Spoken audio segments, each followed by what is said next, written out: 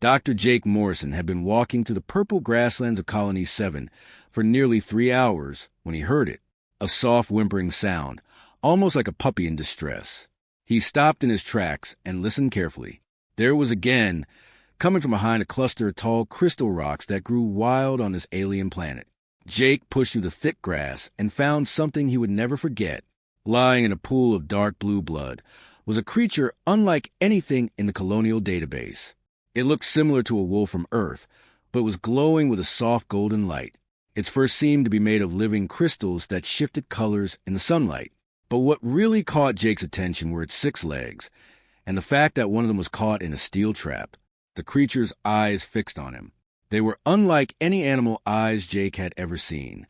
They had multiple facets like a diamond, reflecting light in every direction. And in those eyes, Jake saw something that transcended species. He saw pain. He saw fear. He saw a desperate plea for help.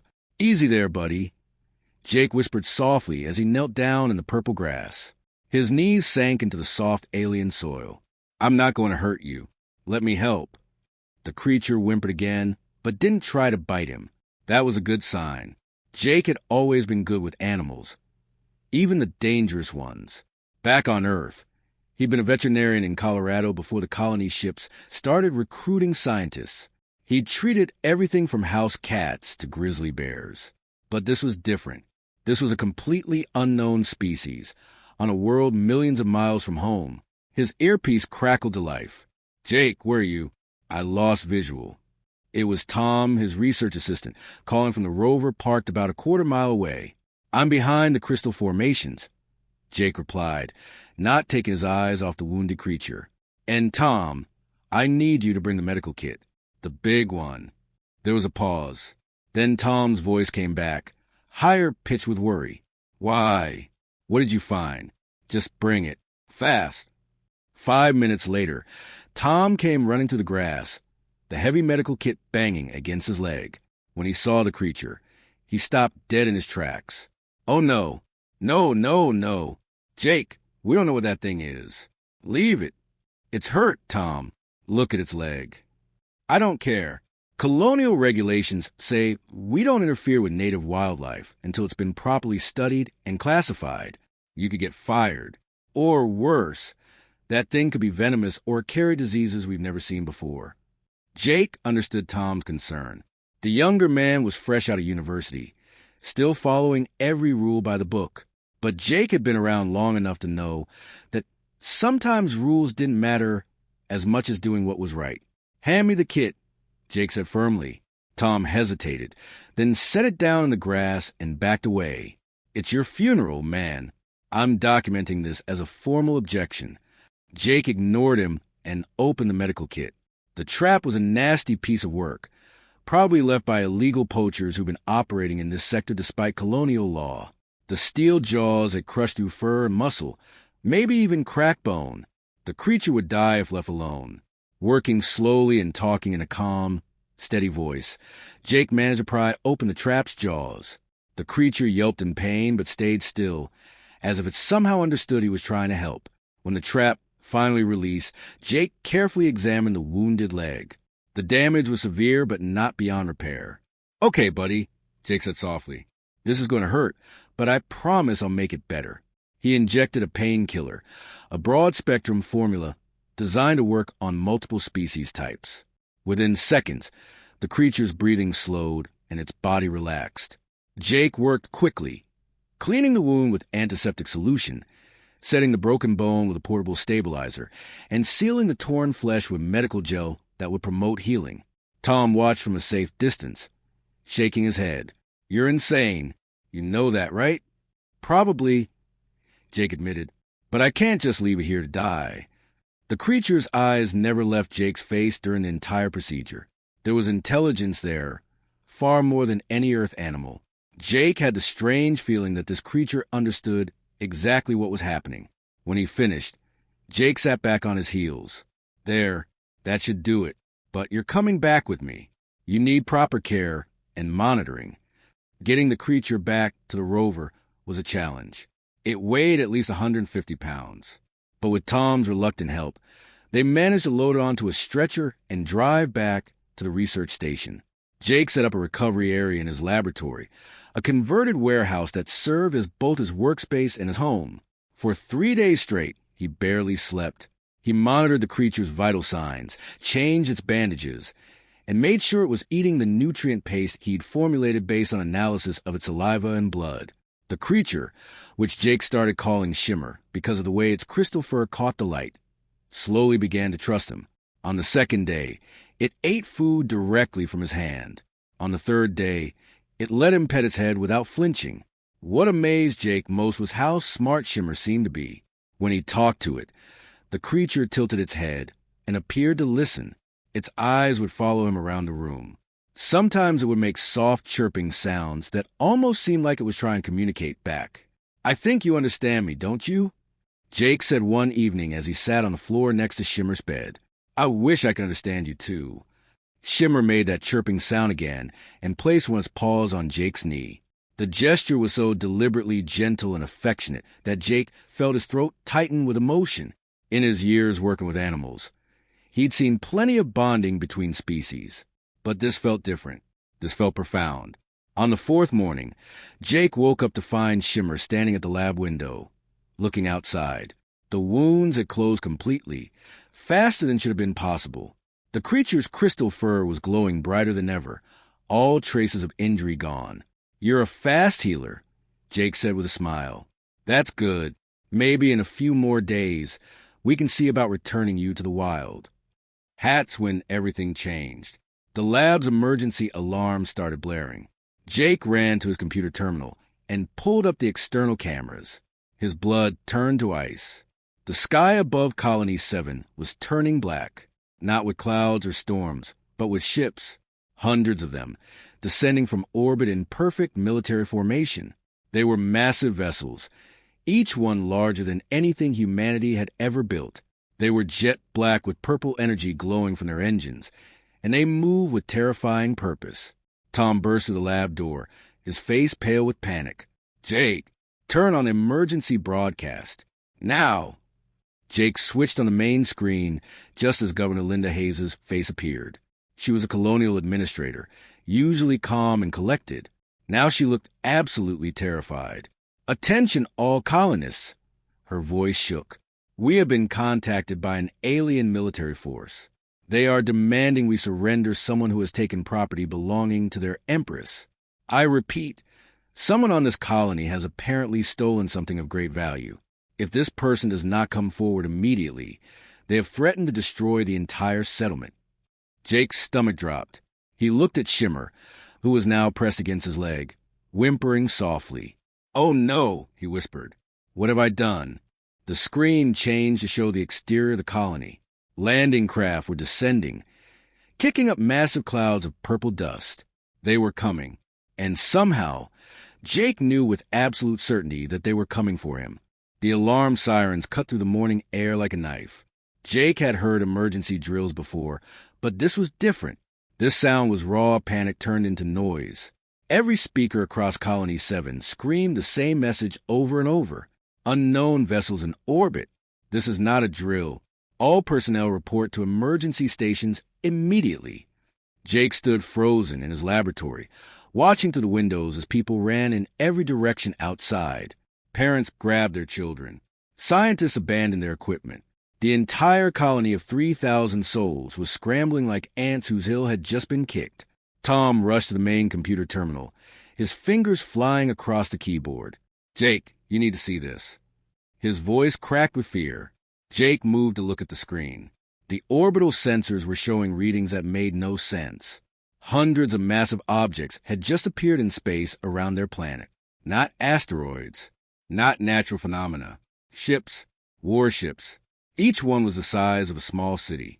How did they get so close without our deep space sensors picking them up? Jake asked, though he already knew the answer. Whatever technology these ships used was far beyond anything humanity possessed. The colony's main communication screen flickered to life. Governor Linda Hayes appeared, and Jake had never seen her look like this. Linda was a tough woman, a former military officer who'd served in the Earth Defense Forces before retiring to colonial administration. She'd faced down pirate raids and resource crises without blinking. But now her face was the color of old paper, and her hands were shaking. Citizens of Colony 7, she began, pausing to swallow hard. We've been contacted by an alien military force identifying themselves as the Dominion Fleet. They are representatives of Empress Kira of the Valtor Empire. Jake felt Tom grab his arm. Did she just say Empress Kira? You know that name? Jake asked. Know it? Jake, everyone in this sector knows that name. She's the most feared ruler in 12 star systems. She's conquered entire civilizations. On the screen, Governor Hayes continued. The Dominion Fleet is demanding we surrender an individual who has allegedly taken property belonging to their Empress. They have given us 1 hour to comply. If we do not surrender this person, they have threatened to destroy the entire colony. The screen went dark. For a moment, the only sound in the laboratory was the distant wailing of sirens and the soft whimpering of Shimmer pressed against Jake's legs. Jake looked down at the creature. Shimmer's crystal fur had stopped glowing. The creature was trembling. Its 6 legs pulled close to its body. Those multifaceted eyes looked up at Jake with what could only be described as fear. It's you, isn't it? Jake whispered. You're what they're looking for. Tom had pulled up information on his portable device, scrolling frantically through news feeds and intelligence reports. Oh, God, Jake. Do you have any idea what you've done? Tom, I saved an injured animal. That's all. Tom's voice rose to a near shout. That animal belongs to Empress Kira. According to these reports, she has a creature called a Keshri that's considered sacred in her culture. It went missing 3 weeks ago during a diplomatic mission to a nearby system. She's been tearing apart this entire sector looking for it. Jake felt his legs go weak. He sat down heavily in his desk chair. I didn't know. How could I have known? The reports say she offered a reward of 10 million credits for information leading to its return. But Jake, there are also reports of what she does to people who harm her property. Last year, a rebel group hid in one of her vacation palaces. You know what she did? She destroyed the entire moon that palace was on, turned it into an asteroid field, killed everyone on it, millions of people. The laboratory's windows suddenly flooded with light. Jake and Tom rushed to look outside. Landing craft were descending from the sky. At least 20 of them. They were massive drop ships, black as midnight with purple energy crackling around their hulls. They moved in perfect formation, clearly military vessels designed for one purpose: overwhelming force. The closest ship was heading directly toward Jake's research station. We need to run, Tom said, backing away from the window. We need to run right now. But Jake knew there was nowhere to run. This was a small colony on a frontier world. There were no ships fast enough to escape, no weapons powerful enough to fight back. And even if there were, Jake wasn't going to let 3,000 innocent people die because of something he'd done. No, Jake said quietly. I'm not running. Are you insane? Probably. But Tom, look at Shimmer. I saved her life. Maybe that counts for something. Or maybe they'll kill you for touching something sacred. Jake, please. We can hide you. We can. The wall of the laboratory exploded inward. Jake threw himself to the floor, covering his head as debris rained down around him.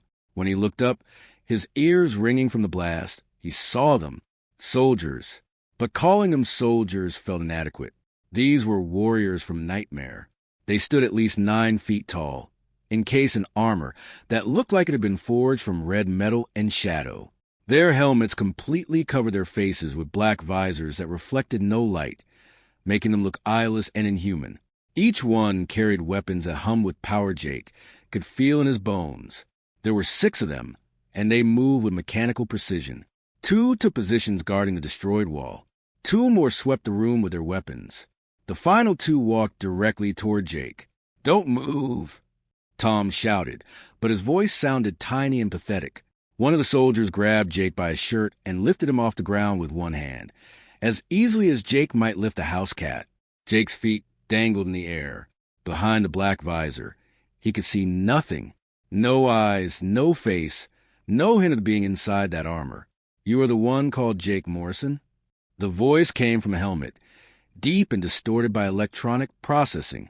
Yes, Jake managed to say, though his throat felt like sandpaper. You have been in contact with the Keshri? Jake glanced at Shimmer, who was cowering in the corner, making small, frightened sounds. If that's what you call her, then yes. I found her injured. I helped her. I didn't know she belonged to anyone. The soldier turned its head, looking at Shimmer. The creature made a chirping sound and took a small step toward Jake, even though she was clearly terrified of the soldiers. The second soldier spoke into a communication device on its wrist. Target located. The human matches the description. The Keshri is present and appears unharmed, awaiting orders. There was a pause. Then a voice came back through the communicator, cold and absolutely final. Bring the human to flagship. Empress Kira will pass judgment personally. Jake felt his heart hammering in his chest. What about the colony? You promised, Governor Hayes. The colony is irrelevant, the soldier said. Your compliance has been achieved. The other humans will not be harmed unless they interfere. Tom stood frozen, watching helplessly as the soldiers began to drag Jake toward the destroyed wall. Shimmer suddenly darted forward, placing herself between Jake and the soldiers. She growled, a sound Jake had never heard from her before. It was deep and threatening, and for a moment the soldiers actually paused. The Keshri protects him, one soldier said to the other, sounding surprised. Irrelevant. Our orders are clear. One soldier reached down and gently but firmly moved Shimmer aside. She didn't attack, but she followed as they dragged Jake out of the laboratory and toward the waiting landing craft. The ship's interior was unlike anything Jake had ever seen. The walls seemed to be made of a dark metal that absorbed light. Strange symbols glowed in purple along the corridors. Everything was built on a massive scale, designed for beings much larger than humans. They brought Jake into a holding area, a cell with transparent walls that hummed with energy. Through the walls, he could see other parts of the ship. Soldiers marched in formation. Strange aliens in different uniforms worked at control stations. And everywhere, there was a sense of overwhelming military power. Shimmer had followed the soldiers onto the ship and now sat outside Jake's cell, refusing to leave. The soldiers seemed unsure what to do about this. They spoke in a language Jake couldn't understand, clearly debating the situation. Then Jake felt it, a vibration that went through the entire ship. They were lifting off. Through a nearby viewport, Jake watched as Colony 7 grew smaller below them, the purple grasslands where he'd found Shimmer, the cluster of buildings that made up humanity's small foothold on this world, all of it shrinking away as the landing craft rose into the sky. And then they were in space, approaching something that made Jake's breath catch in his throat.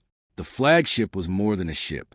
It was a floating city, a construct of metal and energy so massive that it had its own gravity. Thousands of smaller ships orbited around it like moons around a planet. Weapon batteries bristled from every surface. This was the kind of vessel that could reduce a world to ash. As their landing craft docked, Jake realized something with crushing certainty. He was about to meet Empress Kira, the most feared ruler in known space, a being who had destroyed moons, conquered star systems, and built an empire on the broken backs of anyone who opposed her. And he had taken her most precious possession. The cell door opened with a hiss. Two soldiers grabbed Jake's arms and began marching him deeper into the ship. Shimmer followed, her claws clicking on the metal floor. They walked through corridors that seemed to stretch forever, past chambers filled with technology Jake couldn't begin to understand. Finally, they reached a massive door that rose at least 50 feet high. It was covered in intricate carvings and symbols that seemed to move in the light. The door split down the middle and slowly swung open. Beyond, it was a throne room that could have held 1,000 people. And at the far end, sitting on a platform that floated in the air, was Empress Kira herself. Jake was shoved forward. The doors closed behind him with a sound like thunder. His fate was about to be decided. Jake had seen big rooms before. The Colonial Assembly Hall back on Colony 7 could fit 200 people.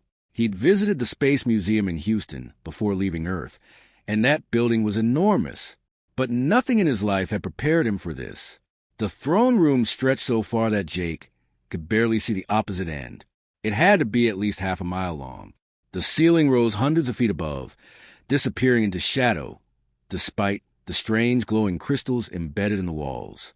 Those crystals pulsed with purple and blue light, creating an atmosphere that felt both beautiful and deeply unsettling.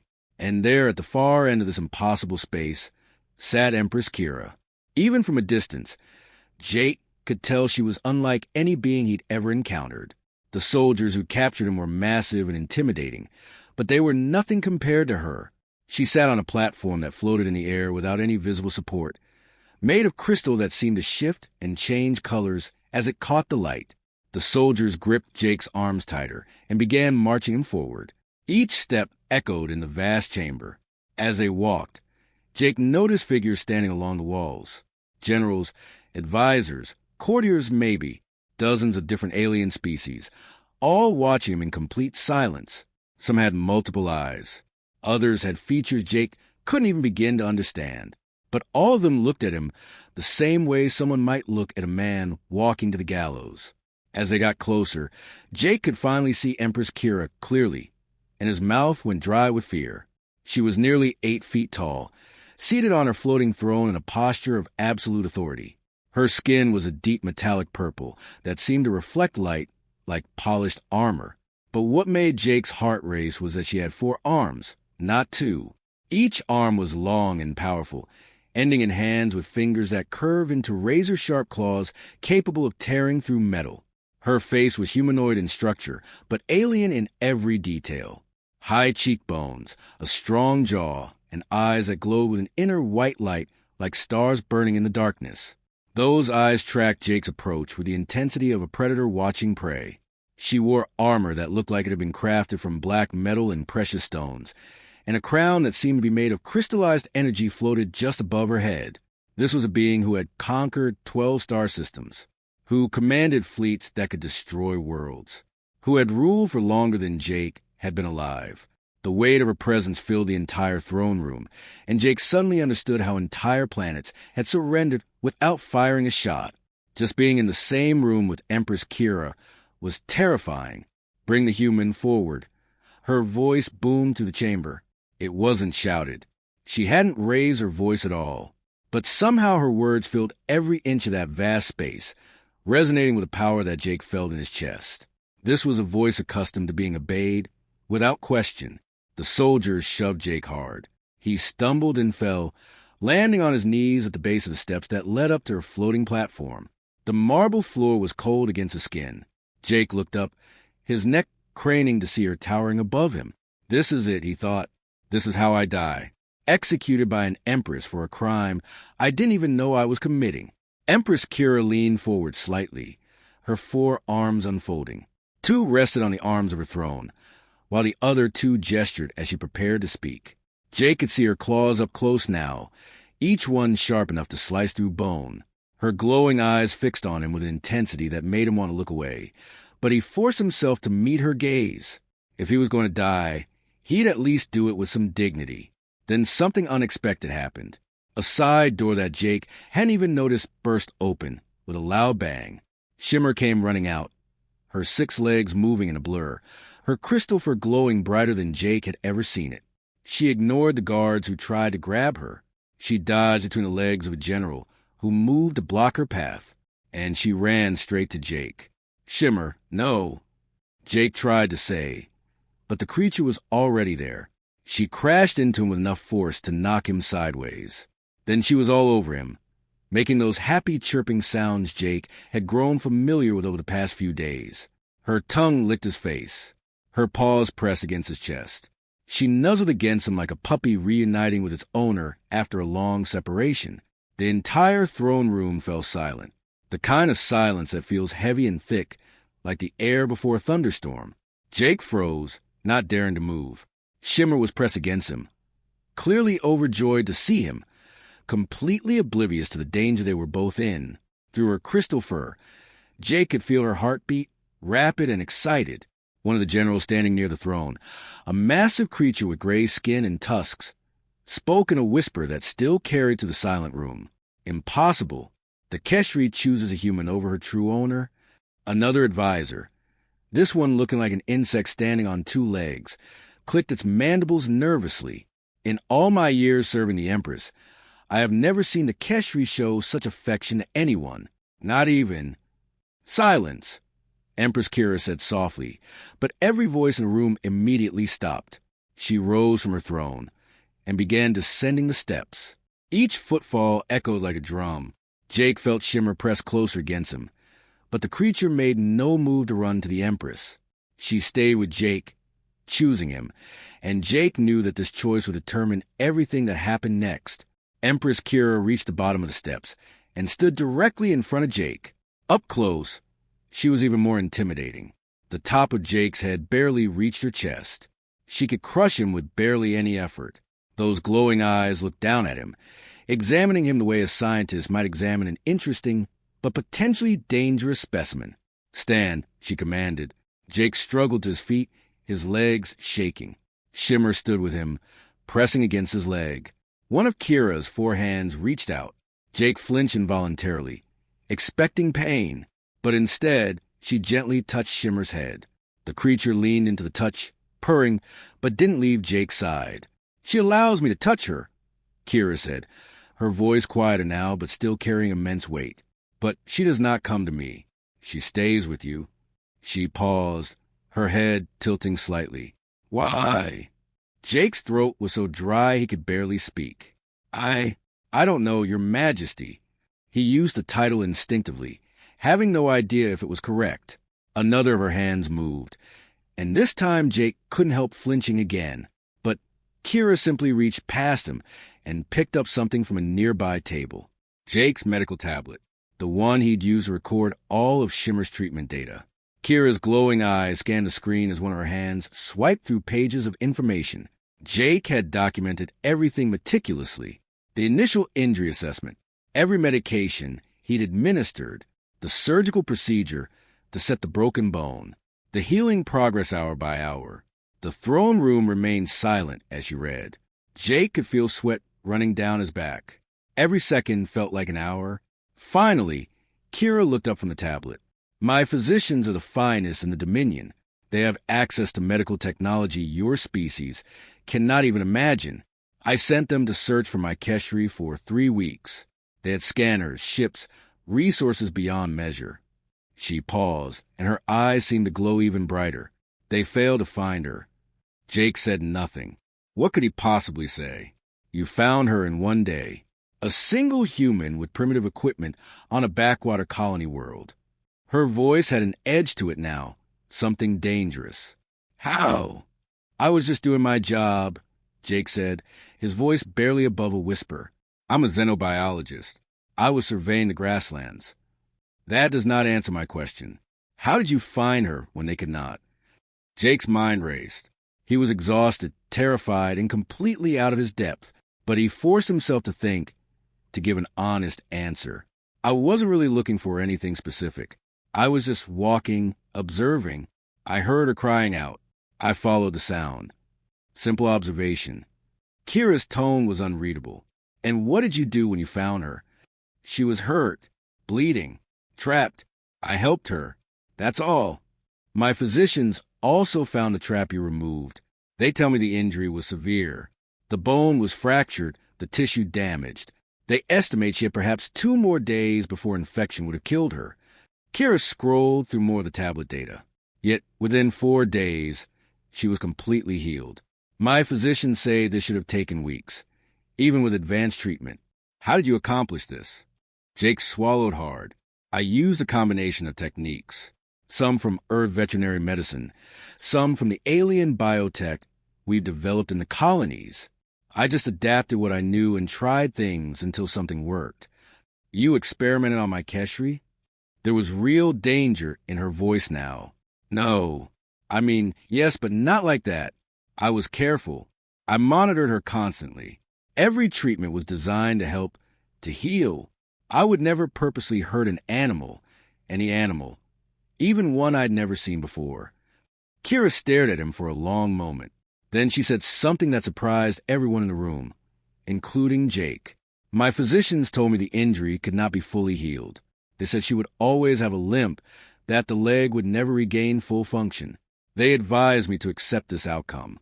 She gestured at Shimmer with one of her 4 hands. Yet here she stands, moving perfectly. No limp, no weakness. You healed what they said was impossible to heal. Jake looked down at Shimmer, who gazed back up at him with those multifaceted eyes. I just saw something in pain and wanted to help. That's all. I didn't know she was important. I didn't know she belonged to anyone. I couldn't leave her there to suffer. The throne room was so quiet Jake could hear his own heartbeat pounding in his ears. Then Empress Kira did something no one expected. A sound came from her throat, low at first, then growing louder. It took Jake a moment to recognize what it was. She was laughing, not a cruel laugh or a mocking one. It was genuine amusement, rich and full. The sound of someone who just heard something that struck them as genuinely funny after a very long time. The laughter faded, and Empress Kira's expression shifted into something Jake couldn't quite read. Her 4 arms spread wide in a gesture that seemed both formal and significant. When she spoke, her voice carried through the entire throne room with absolute authority. I declare life debt to the human Jake Morrison. The reaction was immediate and explosive. Gasps echoed throughout the chamber. The generals standing along the walls began whispering urgently to each other. Some of the alien courtiers looked shocked, while others appeared confused or even angry. One advisor, a tall, thin creature with blue skin, actually stumbled backward as if physically struck by the words. Jake had no idea what life debt meant, but clearly everyone else in the room understood its significance perfectly. The gray-skinned general with tusks stepped forward, his face twisted with concern. "Your Majesty, surely you cannot be serious. A life debt to a human? A primitive species barely capable of space travel? This is unprecedented. Are you questioning my judgment, General Roth?" Kira's voice dropped to a dangerous softness. The general immediately fell silent and bowed low. "No, Your Majesty. Of course not. I merely—" "Then be silent." Kira turned her attention back to Jake, who stood there feeling completely lost. She seemed to recognize his confusion, because something that might have been amusement flickered across her alien features. "You do not understand what I have just done, do you, human?" "No, Your Majesty," Jake admitted. "I don't. In my culture, a life debt is sacred. It is a binding honor that can never be broken, not even by death. When someone saves something precious to us, something we value above wealth or power, we become bound to repay that debt. It is the highest form of obligation in our society." Jake felt his stomach twist. "I didn't save Shimmer to get a reward. I just wanted to help her." "I know," Kira said, and for the first time, there was something almost like respect in her glowing eyes. "That is precisely why the debt is valid. You acted without expectation of reward. That makes your action pure, and therefore deserving of the highest honor I can bestow." She gestured with 2 of her hands, and a servant hurried forward carrying an ornate cushion. On it rested some kind of medallion that glowed with soft golden light. "Name your reward. Human, what do you desire? Wealth beyond measure? I can fill ships with credits for you. A planet of your own to rule? I have dozens in my empire. A title? I can make you a lord, a governor, a member of my personal court. Speak, and if it is within my power, it shall be yours." Jake's heart pounded so hard, he thought it might burst from his chest. Every eye in the massive throne room was fixed on him. He could feel the weight of their expectations, their judgment. Everyone was waiting to see what the small human would ask for from the most powerful empress in known space. His mind raced. Wealth? He could live like a king for the rest of his life. A planet? He could go down in Earth's history as the first human to rule an alien world. Power, influence, luxury beyond imagination. All of it was being offered to him on a silver platter. But then Jake looked down at Shimmer, still pressed against his leg, trusting him completely. He thought about how she'd been lying in that trap, alone and in pain. He thought about the illegal poachers who'd set that trap, who'd been operating in his sector for months despite colonial protests. He thought about Colony 7, small and vulnerable, constantly worried about raiders and pirates that the human government was too far away to protect them from. Jake took a deep breath and met Empress Kira's glowing eyes. I want 3 things, he said, his voice stronger than he felt. The room erupted in whispers again. Apparently asking for multiple things was either bold or stupid. Jake couldn't tell which. Speak them, Kira commanded.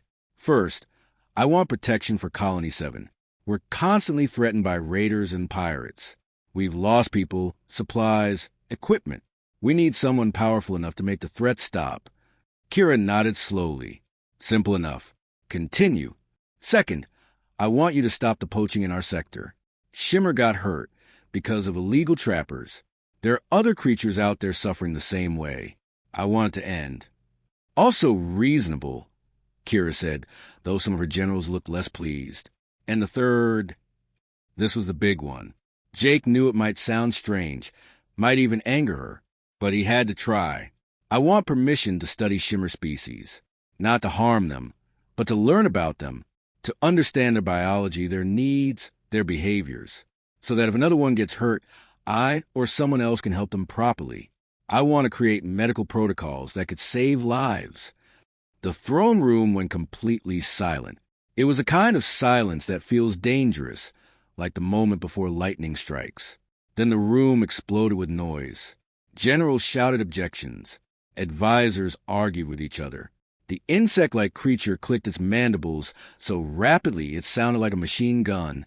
Several courtiers looked outraged, while others seemed merely baffled. Unacceptable. General Roth shouted over the chaos. The Keshri are sacred. No outsider has ever been permitted to study them. This human asked for blasphemy. He asked for knowledge to heal, not to harm, another voice countered. It sets a dangerous precedent. The humans saved the Empress's own Keshri when we could not.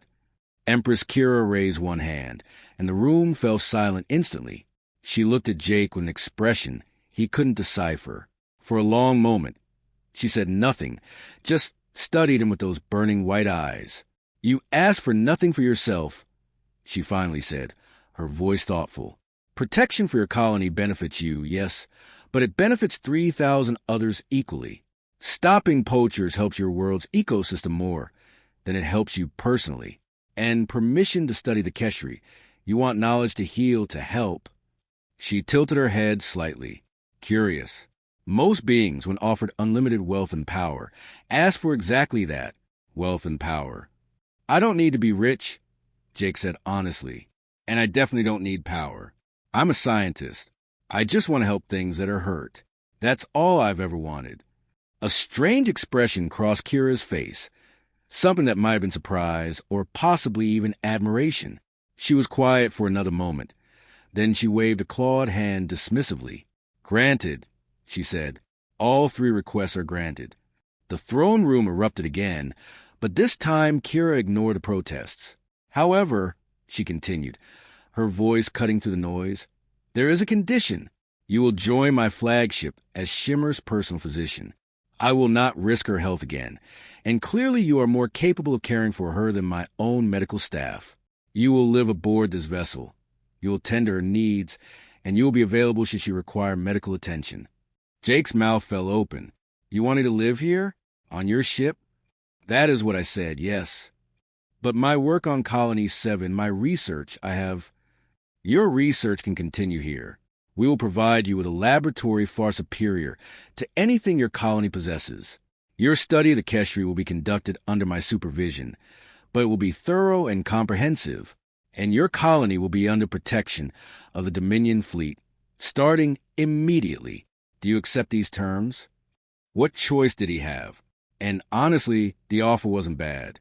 A state-of-the-art laboratory, access to alien medical technology, the chance to study Shimmer properly, and his colony would be safe. It was more than he'd hoped for. I accept, Jake said. Excellent. General Roth, send a battle group to Colony 7 immediately. They are now under Dominion protection. Anyone who threatens them threatens me personally. General Roth looked like he'd swallowed something bitter, but he bowed. Yes, Your Majesty. Admiral Chun, I want every poaching vessel in the human sector identified and destroyed within the month. A woman with dark hair and cybernetic implants covering half her face bowed. It will be done, Your Majesty. Kira turned back to Jake. You will be assigned quarters appropriate to your new station. My staff will see to your needs. Tomorrow, we will discuss the parameters of your research. But tonight, I suggest you rest. You have had an eventful day. That might have been the understatement of the century. A servant approached and bowed to Jake, which felt incredibly weird. If you will follow me, Dr. Morrison, I will show you to your quarters. Jake followed the servant through corridors that made his head spin with their size and grandeur. Other crew members stopped and stared as he passed. A human, walking freely on the Empress's flagship. It had to be bizarre for them. When the servant opened the door to Jake's new quarters, he actually laughed out loud. The room was massive. It had a bedroom, a living area, a private bathroom, and what looked like a small laboratory setup. The entire space was bigger than his laboratory and living quarters on Colony 7 combined. If you need anything, Dr. Morrison, simply speak your request aloud. The ship's AI will assist you, the servant said, bowing again before leaving. Jake stood in the middle of the room, trying to process everything that had happened. Just this morning, he'd been a simple researcher on a frontier colony. Now he was living on the flagship of the most feared Empress in the galaxy, bound by some sacred debt he still didn't fully understand. Shimmer padded into the room and jumped onto the large bed, circling 3 times before settling down with a contented sigh. Yeah, Jake said to her, I know how you feel. This is all pretty overwhelming. The following weeks were stranger than anything Jake could have imagined. He set up his laboratory and began his research on Keshu biology with Shimmer as a willing subject. The medical technology available to him was incredible, decades beyond anything Earth had developed. He learned that Shimmer's crystal fur wasn't just decorative. It was actually a complex sensory organ that could detect energy fields and even emotions to some degree. But the strangest part wasn't the research. It was Empress Kira herself. She began stopping by his laboratory.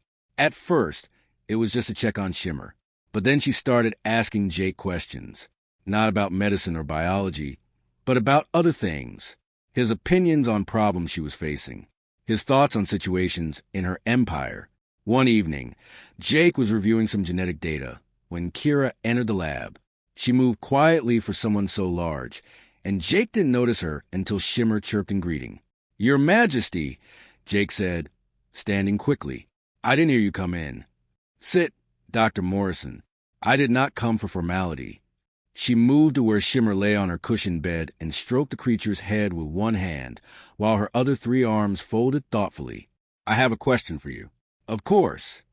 There is a governor in the Outer Rim territories who has been embezzling funds meant for infrastructure development. His people are suffering while he grows wealthy. My generals recommend execution as an example to others who might consider similar crimes. What would you do? Jake blinked in surprise. You're asking me? Your Majesty, I'm just a scientist. I don't know anything about governing an empire. That is precisely why I'm asking you. You are not bound by our traditions or our assumptions. You see things differently. So, tell me, Dr. Morrison, what would you do? Jake thought about it carefully. Well, execution seems extreme. I mean, the guy is definitely guilty and should be punished. But killing him doesn't really fix anything, does it? The infrastructure is still broken. The people are still suffering. And you lose any chance to recover the stolen funds. What would you suggest instead? Maybe rehabilitation? Make him work to rebuild what he destroyed. Use his administrative skills to actually help his people under close supervision. He knows where the money went, so he can help recover it. And seeing him work to make amends might actually mean more to his people than just seeing him die. Kira was quiet for a long moment. Then she nodded slowly. An interesting perspective. Mercy with accountability, rather than simple punishment. I will consider this approach. She began visiting more regularly after that. When a species in her empire rebelled, demanding independence, her military wanted to crush them. Kira asked Jake what he thought. Why are they rebelling? Jake asked, people don't usually risk their lives unless they're desperate or feel they have no other choice. They claim their resources are being exploited without fair compensation. Are they right? Kira paused. Possibly. Then maybe talk to them, understand what they actually need. You might find that giving them a fair deal is cheaper and easier than fighting a war. Plus, you'd actually solve the problem instead of just beating it down until it pops up again somewhere else. Another pause. Your people think very differently from mine, Dr. Morrison. Is that a bad thing? No, Kira said, and something that might have been a smile crossed her alien features. No, I do not think it is. One evening, Jake was sitting in his quarters with Shimmer curled up in his lap, her crystal fur glowing softly in the dim light. Kira entered without announcement, which she'd started doing more frequently. Jake had gotten used to it. She stood watching them for a moment. Her 4 arms relaxed at her sides, her glowing eyes softer than usual. You are content, she observed. You have been here 6 weeks, and you show no signs of fear or resentment. Should I be resentful? Jake asked. You gave me everything I asked for. My colony is safe. The poaching has stopped. I'm doing research I never dreamed possible, and I get to spend my days with Shimmer. Why would I complain? Most beings in your position would feel imprisoned, no matter how comfortable their cage. I don't feel imprisoned. I feel useful, like I'm making a difference. Kira moved closer and sat in a chair that creaked under her weight. Your people think differently than mine, she said again, but this time there was something deeper in her voice. You see possibilities where we see only problems. You see solutions where we see only threats. You choose compassion where we choose strength. Both have their place, Jake said diplomatically. Perhaps. But I am beginning to think that my empire has relied too heavily on strength and not enough on the compassion your people seem to value. She looked at Shimmer, sleeping peacefully. You save her life by caring, not by superior technology or force. That is a lesson I am still learning to understand. Jake didn't know what to say to that, so he just smiled and continued petting Shimmer's glowing fur. Outside the viewport, stars streamed past as a flagship traveled through space, and inside, a feared Empress and a simple human scientist sat together in comfortable silence, while a small alien creature slept peacefully between them. Things were changing in the Dominion, slowly, quietly, but definitely changing. And it had all started because one human couldn't walk past a wounded animal without stopping to help. 6 months had passed since Jake Morrison first stepped aboard Empress Kira's flagship. In that time, he'd done far more than just care for one injured Keshri. He'd started something that nobody, least of all himself, had expected. It began small. A maintenance worker on the ship had developed a strange rash that the Dominion's doctors couldn't identify. The creature, a being with green scales and 6 eyes, had been suffering for weeks. Jake happened to see him scratching desperately in a corridor one day and stopped to ask what was wrong. It's nothing, Honor Physician, the worker had said, clearly embarrassed that someone of Jake's station was talking to him. Let me take a look, Jake insisted. The rash turned out to be an allergic reaction to a new cleaning chemical the ship had started using. Jake identified it in 20 minutes and prescribed a simple antihistamine. The worker was better within 2 days and spread word of the human doctor who actually cared about regular crew members, not just important people. After that, Jake started getting visits. Engineers with injured backs from lifting heavy equipment. Kitchen staff with burns from alien cooking equipment. Security officers with chronic pain from old injuries. They came to him because the regular Dominion doctors treated them like malfunctioning machines that needed quick repairs. Jake treated them like people. He listened to their problems. He learned about their lives, their families, their concerns. And he developed medical treatments that combined the advanced Dominion technology with something that technology had forgotten. Compassion and individual care. Word spread beyond the flagship. Other ships in the fleet started requesting consultations. Colonies sent medical data asking for Jake's input. Within 3 months, Empress Kira called into her throne room for a formal meeting. Dr. Morrison, she said, all 4 hands resting on the arms of her floating throne. I have been reviewing reports from across my empire. Your medical protocols are being requested by physicians on 70 different worlds. Your approach to treatment has reduced recovery times by an average of 30%, and patient satisfaction has increased dramatically. Jake shifted uncomfortably. I'm just doing what makes sense, Your Majesty. Treating people like people instead of broken equipment. Yes, that is precisely the point. She stood and descended from her throne. I am establishing the first interspecies medical corps. It will combine our advanced technology with your approach to care. You will train physicians from across the Dominion in your methods. This will be implemented empire-wide. Jake felt overwhelmed. Your Majesty, I'm just one person. I can't possibly train physicians across 12 star systems. You will not be alone. I am assigning you a staff of 200 physicians and support personnel. You will create a comprehensive training program. This is not a request, Dr. Morrison. It is happening. And it did happen. Over the next 3 months, Jake worked harder than he'd ever worked in his life. He created training materials, gave lectures, ran workshops. The physicians he trained went out to ships and colonies across the Dominion. They took his protocols with them.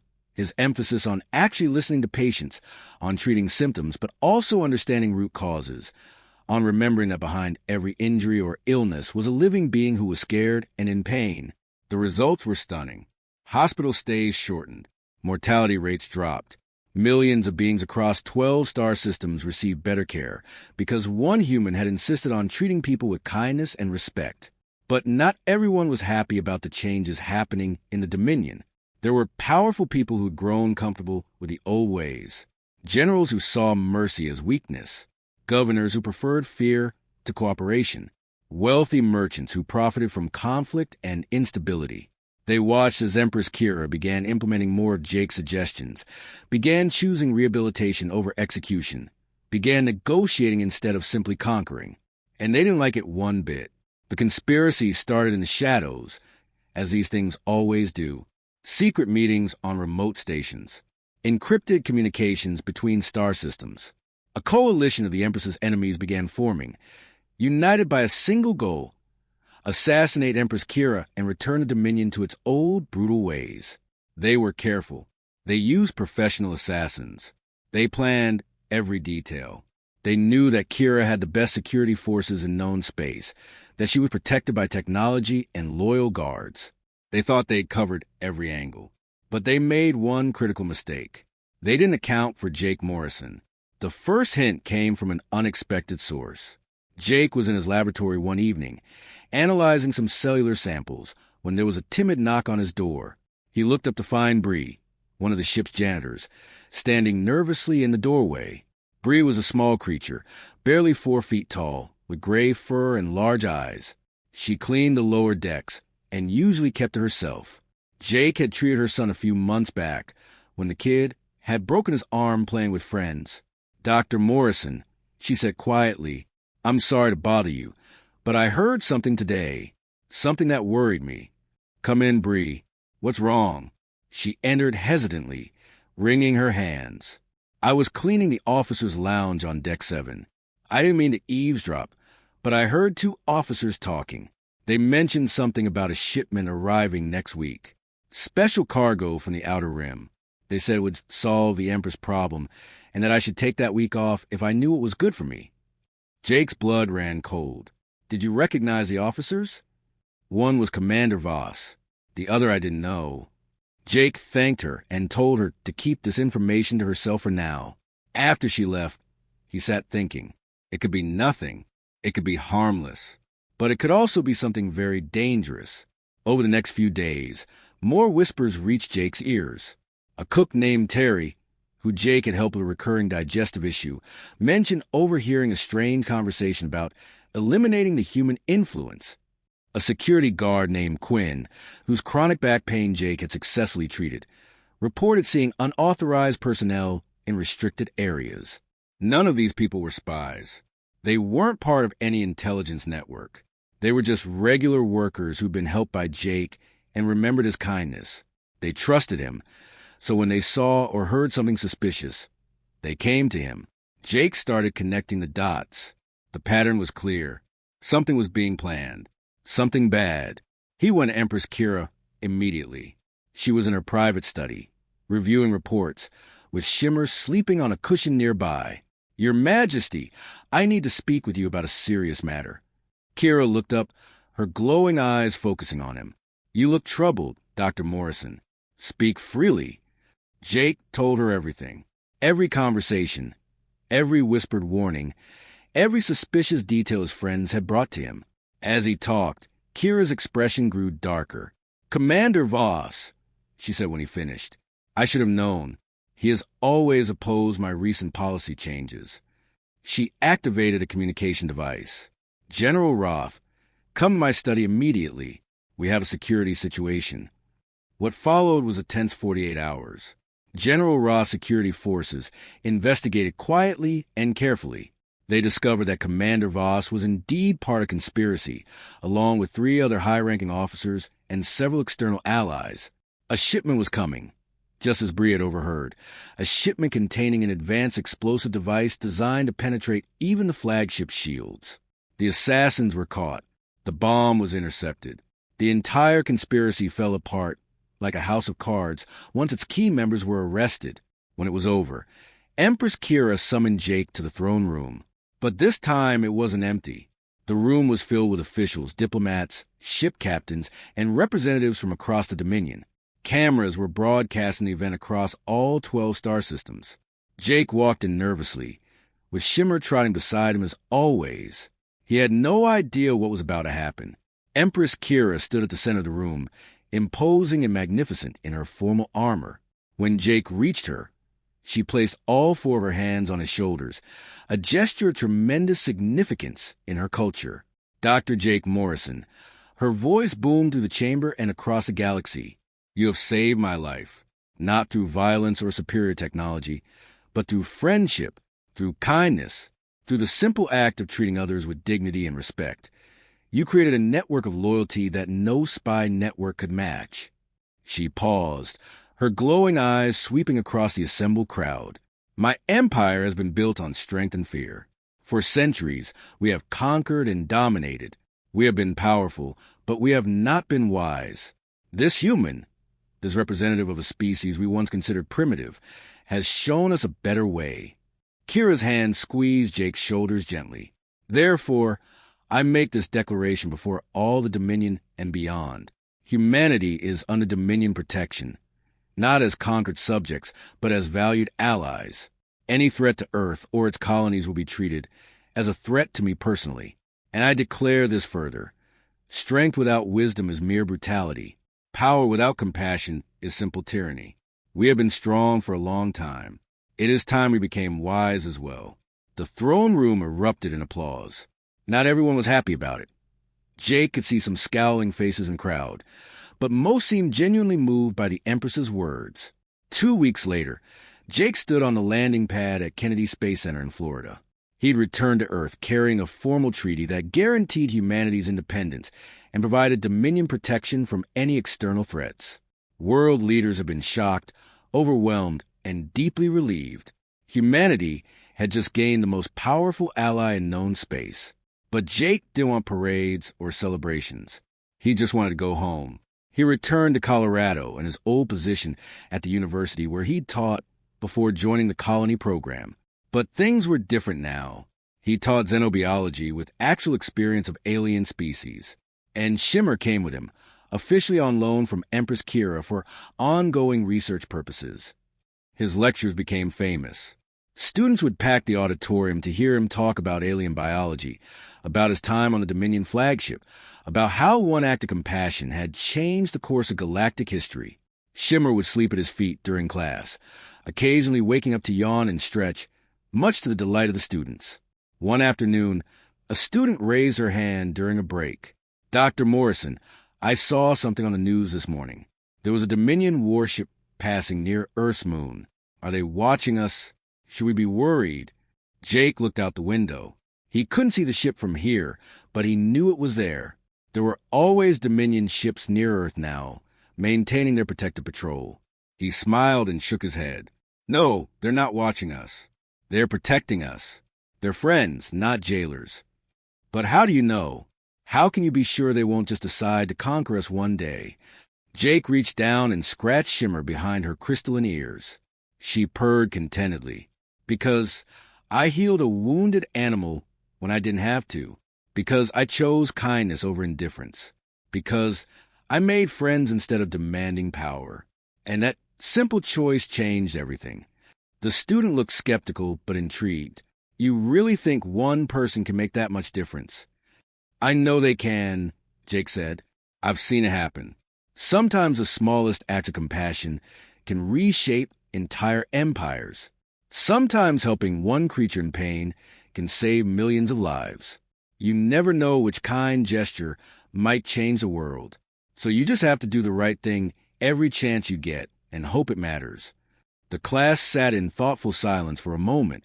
Then another student asked a question about Kesher biology, and the lecture continued.